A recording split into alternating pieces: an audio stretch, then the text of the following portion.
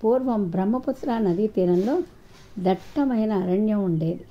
దాంట్లో రకరకాల క్రిమికీటకాలు, జంతువులు సుఖంగా జీవిస్తూ ఉండేవి. ఆ వనంలో కర్పూర తిలకం అనే ఒక పెద్ద ఏనుగు కూడా ఉండేది. అది కదలి వస్తుంటే చిన్న కొండ నడిచి వస్తోందా అన్నట్లుండేది. దాని భారీ కాయాన్ని, శక్తిని చూసి చిన్న చిన్న జంతువులు భయంతో గజగజలాడేవి. పొడుగైన దాని దంతాలు తగిలి దాని అడుగుల కింద పడి చిన్న జంతువులు చాలా వరకు నశించాయి. కొన్ని అడవిని వదిలి వేరే చోటకి వలస వెళ్ళాయి. చిన్న జంతువులు లేకపోవడంతో వనంలోని నక్కలకు ఆహారం కరువైంది. ఒకటికొకటిగా మరణించసాగాయి. తమ జాతి అంతరించిపోతుందేమోనన్న భయంతో ఒకరోజు నక్కలన్నీ సమావేశమయ్యాయి. ఈ ఏనుగు చూస్తే మనకు కొన్ని నెలల దాకా తిండికి లోటు ఉండదు. ఇది చచ్చిందని తెలిస్తే పారిపోయిన జంతువులు కూడా తిరిగి వస్తాయి. మనకు కడుపు నిండా భోజనం దొరుకుతుంది అన్నది ఒక కుంటి నక్క. నేను చంపుతా అంటూ లేచింది ఒక పిల్ల నక్క. దాని మాటలు విని నక్కలని ఫక్కు నవ్వే. అది ఆడుకునే ఏనుగు అనుకున్నావా? కాదు, దీన్ని చంపడానికి మాకే చేత కాదు. నువ్వేం చేస్తావు, వెళ్ళి ఆడుకో అన్నది మరో నక్క. వాళ్ళ మాటలు వినగానే నక్క పిల్లలకు కోపం వచ్చి, భయపడకుండా శరీరాన్ని చూసి మీరు తెలివితేటలు లెక్కించడం సరికాదు. నాకు అవకాశం ఇస్తే నా ప్రతిభ చూపిస్తా అంది నక్క పిల్ల. ఆ మాటలు విన్న ముసలి నక్క సరే చూద్దాం కానీ అన్నాయి. మర్నాడు పొద్దున్నే నక్కపిల్ల గజరాజు దగ్గరకు వెళ్ళింది. సాష్టాంగ నమస్కారం చేసి మహారాజుకు జయము జయము అంటూ వినయంగా నిల్చుంది. మహారాజు అని తనను పోల్చేసరికి దంతికి ఆశ్చర్యం వేసింది. ఎవరు నువ్వు అంది బిగ్గరగా. ప్రభువు, నేను నక్కపిల్లను. అందరూ నన్ను బుద్ధిజీవి అంటారు. మృగరాజు సింహం ముసలిదై ఎక్కడో మూలన పడి ఉంటోంది. మహారాజు గుణాలన్నీ మీలో ఉన్నాయి కాబట్టే మహారాజా అని పిలిచాను. ఈ అడవికి మిమ్మల్ని రాజును చేసేందుకు తీసుకురమ్మని జంతువులు నన్ను పంపాయి. బయలుదేరండి అంది నక్కపిల్ల. ఏనుగుకు ఎక్కడలేని సంతోషం కలిగింది. ఎంత దూరం వెళ్ళాలి మనం అని గర్వంగా అడిగింది. దగ్గరే, నాతో రండి స్వామి అంటూ జిత్తులు మారి నక్క ఒక్క ఊబి వైపు నడవసాగింది. దాని వెనక రాజ టీవీతో మాతంగా నడవసాగింది. రాజు నవ్వుతూనే ఆనందంతో కలలకంటూ అడుగులేస్తున్న ఏనుగు హఠాత్తుగా ఊబిలో దిగబడింది.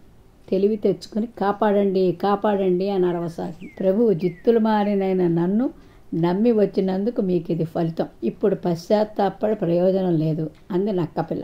ఏనుగు కేకలు విని ఇక్కడ జంతువులు చేరేసరికి ఏనుగు పూర్తిగా ఊబిలోకి మునిగిపోయింది. అన్ని నక్కపిల్లి తెలివితేటల్ని మెచ్చుకున్నాయి. విజయనగరం మహారాజు దేవదత్తుడు కళాప్రియుడు. ప్రతిభావంతులైన కళాకారులను సముచిత రీతిలో ఆదరిస్తూ ఉండేవాడు. విజయనగరంలోని కళాకారులు తమ ప్రతిభను దేశ విదేశాల్లో చాటుకున్నారు. ఒకసారి పొరుగు రాజ్యమైన కళింగ దేశము నుంచి మదనమోహనుడు అనే చిత్రకారుడు మహారాజా దేవదత్తుణ్ణి కలిశాడు. మదనమోహనుడు ప్రతిభావంతుడే కానీ గర్విష్టి. మహారాజా, చిత్రకళలో నన్ను మించిన వారు ఈ భూలోకంలోనే లేరంటే అతిశయోక్తి కాదు. నా చిత్రాలలో ఎంతో సహజత్వం ఉట్టిపడుతుంది. మీరు నా కాలికి గండపండేరను తొడిగితే బాగుంటుంది అని ఎంతో అహంకారంతో అన్నాడు మదనమోహనుడు. మహారాజు దేవదత్తుడు తన ఆగ్రహాన్ని అణుచుకుని, మీ తైలవర్ణ చిత్రాలను మా దేశపు చిత్రకారులందరూ ముక్త కంఠంతో ప్రశంసిస్తే అలాగే సత్కరిస్తాను అన్నాడు. మదనమోహనుడు అదే అహంభావపూరిత స్వరంతో, నా చిత్రాల్లో చిన్న లోపం ఎత్తి చూపి నా చేత అవుననిపించినా ఇక జీవితంలో కుంచి చేత పట్టను అన్నాడు. మదనమోహనుడి చిత్రకళా ప్రదర్శన ఏర్పాటైంది. చూసిన వారంతా అతని ప్రతిభను వేనోళ్ల కొనియాడారు. ఆ ప్రదర్శనలో అన్ని చిత్రాలలోకి ఓ యువతి ద్రాక్ష పళ్ళ గుత్తి చేత పట్టుకొని ఉన్న వర్ణ చిత్రం విశేషంగా ఆకట్టుకుంది. ఎక్కడి నుంచో కొన్ని పక్షులు వచ్చి ఆ ఫలాలు నిజమైనవిగా భ్రమించి ముక్కుతో పొడిచాయి. అది చూసిన వారంతా హర్షధ్వానాలు చేశారు. చూశారా మహారాజా, నా ప్రతిభకు ఇంతకన్నా నిదర్శనం ఇంకేం కావాలి అన్నాడు మదనమోహనుడు విజయగర్వంతో. అదే సమయంలో సభికుల్లో ఓ యువకుడు ముందుకొచ్చి, మన్నించండి ప్రభు, ఈ చిత్రకారుడి చిత్రంలో జీవకళ లేదు. సామాన్యంగా పక్షులు మనుషులను చూసి భయపడతాయి. ఆ ఫలాలు సహజమైనవిగా ఉన్నాయి తప్పితే వాటిని పట్టుకున్న యువతి ముఖంలో జీవం లేదు. అందుకే పక్షులు ధైర్యంగా ఆ చిత్రం దగ్గరకు రాగలిగాయి అన్నాడు. ఆ యువకుడి మాటల్లో వాస్తవాన్ని గ్రహించిన మదనమోహనుడు అహంకారమంతా దిగిపోగా సిగ్గుతో తలదించుకున్నాడు. పూర్వం దేవగిరిలో సీతయ్య అనే వ్యక్తి ఉండేవాడు. అతడికి లోకజ్ఞానం తక్కువ. ఒకసారి ఏదో పని కోసం తన పక్కింట్లో ఉండే కనకయ్య దగ్గర ఓ మట్టి కుండను అరువుగా తీసుకున్నాడు. ఇంటికి తీసుకెళ్ళి దాన్ని ఓ చోట పెట్టి పని మీద బయటికి వెళ్ళాడు సీతయ్య. తిరిగి వచ్చేసరికి పిల్లి దూకడంతో ఆ కుండ కాస్త పగిలి 2 ముక్కలైంది. ఏం చేయాలో తెలియక ఆ ముక్కల్ని జిగురుతో అతికించి ఏమీ తెలియనట్లుగా కనకయ్యకు తిరిగి ఇచ్చేశాడు. అయితే పగుళ్ళు గమనించిన కనకయ్య, నేను ఇచ్చినప్పుడు బాగానే ఉన్న కుండ ఇప్పుడు ఇలా ఉందేంటి అని ప్రశ్నించాడు. నాకేం తెలుసు, తీసుకెళ్లిన కుండను తీసుకెళ్ళినట్లే నీకు ఇచ్చేశాను, కనీసం నేను వాడనైనా లేదు అన్నాడు సీతయ్య. దాంతో ఇద్దరి మధ్య మాటా పెరిగింది. గొడవకు దారితీసింది. కనకయ్య వెంటనే వెళ్ళి న్యాయస్థానంలో ఫిర్యాదు చేశాడు. విషయం తెలిసిన సీతయ్య ఎలా తప్పించుకోవాలో సలహా అడిగేందుకు న్యాయవాది దగ్గరికి వెళ్ళాడు. విషయమంతా విన్న న్యాయవాది, నువ్వు కుండ తీసుకున్నావనేందుకు సాక్ష్యాలు ఎవరైనా ఉన్నారా అని అడిగాడు. లేదని జవాబిచ్చాడు సీతయ్య. అప్పుడు నువ్వు కుండను తీసుకునే ముందు అది పగిలి ఉందని చెప్పొచ్చు, లేదంటే తిరిగి ఇచ్చాక పగిలి ఉండవచ్చునని అనొచ్చు. ఇంకా చెప్పాలంటే అసలు ఆ కొండనే నువ్వు తీసుకోలేదని తప్పించుకోవచ్చు అని సలహా ఇచ్చాడు న్యాయవాది. అలాగేనంటూ ఇంటికి చేరుకున్నాడు సీతయ్య. మరుసటి రోజు న్యాయస్థానంలో విచారణ మొదలైంది. అప్పుడు సీతయ్య, ఆ కొండ నేను తీసుకునే ముందే పగిలి ఉండొచ్చు, నేను తిరిగి ఇచ్చాకైనా పగలొచ్చు, అతను కావాలనే అబద్ధాలు చెబుతున్నాడు, ఇంకా మాట్లాడితే నేను అసలు ఆ కొండను తీసుకోలేదంటాను అన్నాడు. ఆ మాటలతో తప్ప ఎక్కడ జరిగిందో న్యాయమూర్తికి తెలిసిపోయింది. దాంతో సీతయ్యకు జరిమానా విధిస్తూ తీర్పునిచ్చాడు. న్యాయవాది సలహా అంత చక్కగా పాటిన ఎందుకు జరిమానా వేశారో అర్థం కావట్లేదు అనుకుంటూ ఇంటి బాటన పట్టాడు సీతయ్య. వేసవికాలం సుందరవనం అనే అడవిలో ఒక జింక పిల్ల అమ్మకు చెప్పకుండా బయలుదేరింది. దానికి దాహమై నీరు తాగడానికి ఒక మడుగులోకి దిగింది.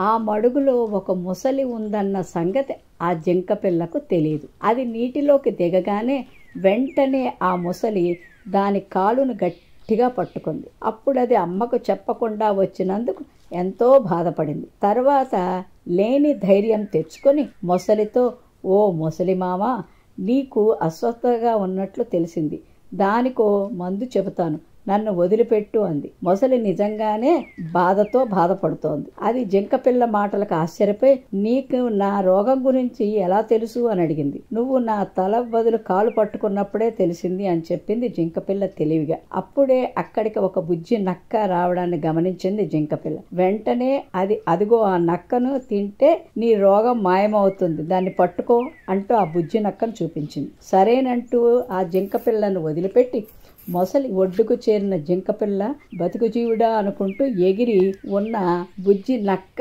ఆగమన్నా ఆగకుండా పరిగెత్తింది. బుజ్జి నక్కకు ఆ మడుగులో ముసలి ఉన్న సంగతి తెలియదు. అది కూడా అమ్మకు చెప్పకుండానే వచ్చింది. ఆ జింకపిల్ల వలె అది నీళ్లు తాగడానికి మడుగులోకి దిగింది. అప్పుడు ఆ ముసలి బుజ్జి నక్క కాలును పట్టుకుని, నా రోగం నీ మందను ఆ జింకపిల్ల నీ మాంసమందే ఉందని ఆ జింకపిల్ల చెప్పింది. నిన్ను తిని నా రోగం పోగొట్టుకుంటాను అన్నది. వెంటనే బుజ్జి నక్క తెలివిగా, అయ్యో, నేను వింత వ్యాధితో బాధపడుతున్నాను, నన్ను తిన్నవారికి కూడా వ్యాధి సోకుతుంది, కావాలంటే ఇదిగో ఈ ఒడ్డు మీదనున్న తోడేలు పిల్లనడుగు అంది. అప్పుడు మొసలి, ఈ నక్క చెప్పింది నిజమేనా అంటూ తోడేలుని అడిగింది. అవును, నిజమే అంది తోడేలు పిల్ల. అప్పుడు నక్క, నీ రోగానికి సరైన మందు వైద్యుడైన ఎలుగుబండి చెబుతుంది, దాన్ని అడుగు అంది. దాంతో బుజ్జి నక్కను వదిలేసి మొసలి వెంటనే తోడేలుతో కలిసి నక్క అక్కడి నుంచి వెళ్ళిపోయింది. ఇంతలో అంతలోనే ఎలుగుబంటి వచ్చింది అక్కడికి. మొసలి తన రోగాన్ని, దాని మందును అడిగింది. మొసలి ఆ మడుగులో ఉన్న సంగతి ఎలుగుబంటికి తెలుసు కనుక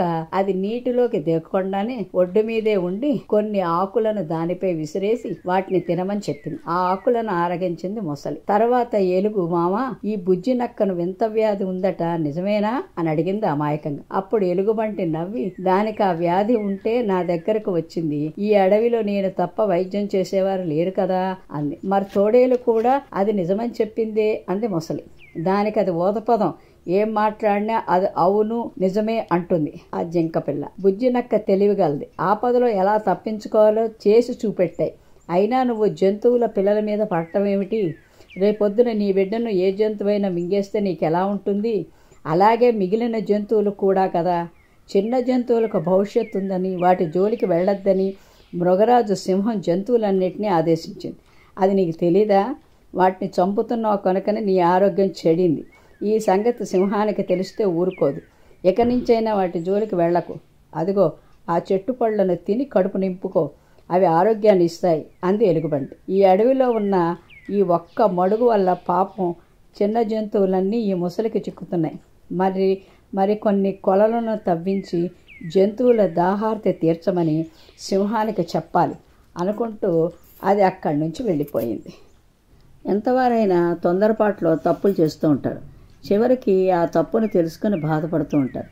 తొందరపాటు ఎప్పుడూ ప్రమాదానికి హేతువు. శివరామపురంలో విష్ణు శర్మ అనే పండితుడు ఉండేవాడు.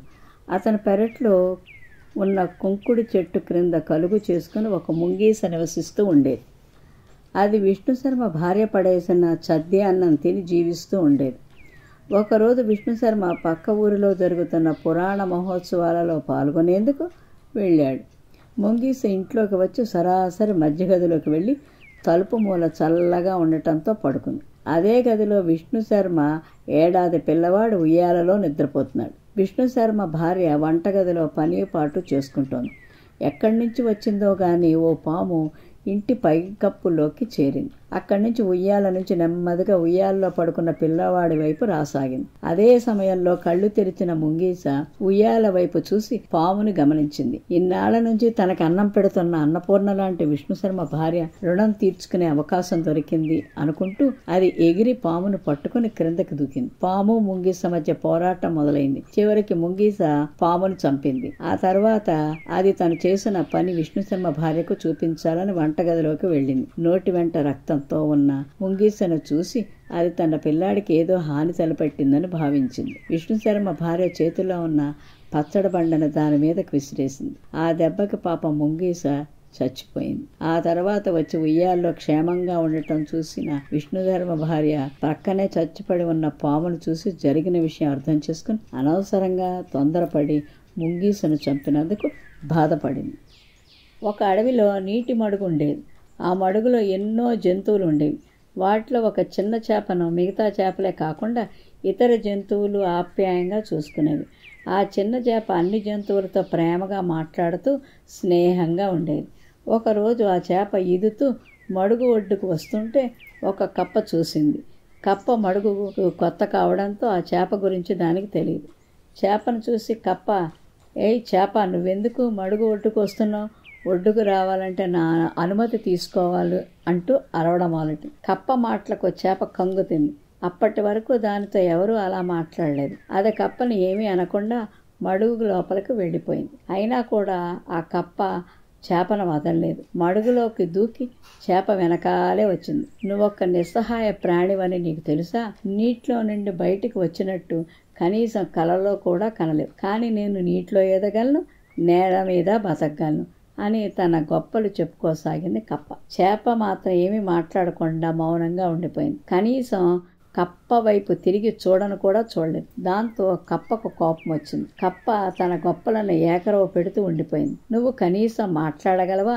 నిన్ను శ్రావ్యంగా పాడగలను అంటూ మడుగులో నుంచి ఒడ్డుకి ఎగిరి బెకబెక అని అరవటం మొదలెట్టింది. అలాగే చాలాసేపు అరవసాగింది. కప్ప బెకబెక్కల పక్కనే ఉన్న పుట్టలో నిద్రపోతున్న పాములు నిద్రలేచాయి. తనను నిద్రలేపింది ఎవరో చూద్దామని కోపంగా పుట్ట బయటకు వచ్చిన పాముకు మడుగు ఒడ్డున కప్ప కనపడింది. అంతే, ఒక్క ఉదుటిన కప్పపైకి దూకి కప్పను మింగేసింది. చేప చల్లగా నీటిలోకి జారుకుంది.